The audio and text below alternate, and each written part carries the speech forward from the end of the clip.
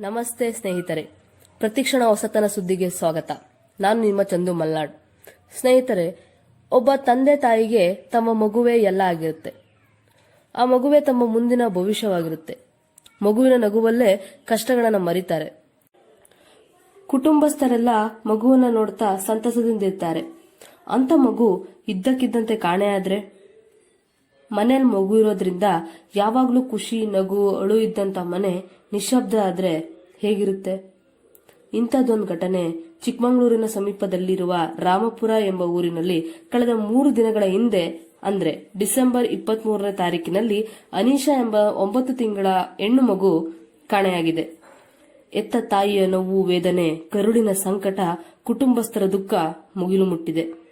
ಹಸಿವು ಅಂದಾಕ್ಷಣ ಹಾಲು ಉಣಿಸುತ್ತಿದ್ದ ಆ ಜೀವ ಇಂದು ನನ್ನ ಮಗು ಏನಾದರೂ ತಿಂದಿದೆಯೋ ಇಲ್ವೋ ಅಂತ ಎಷ್ಟು ವ್ಯಥೆ ಪಡ್ತಾ ಇದೆಯೋ ಗೊತ್ತಿಲ್ಲ.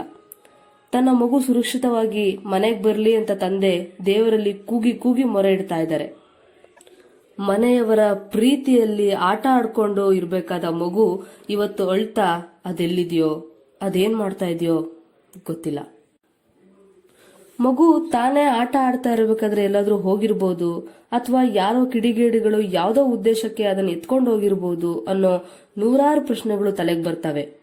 ಮಗು ಎಲ್ಲೇ ಇದ್ರೂ ಕ್ಷೇಮವಾಗಿರ್ಲಿ ಅಂತ ನಾವೆಲ್ಲ ಪ್ರಾರ್ಥಿಸೋಣ.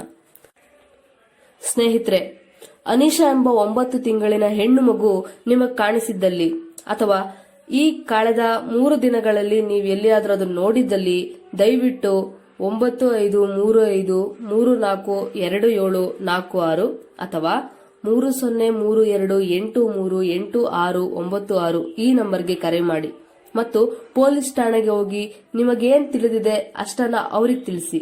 ಯಾಕೆಂದ್ರೆ ಇವತ್ತು ಈ ಮಗುಗಾಗಿರೋದು ನಾಳೆ ನಮ್ಮ ಮಗುಗಾಗಬಾರದು.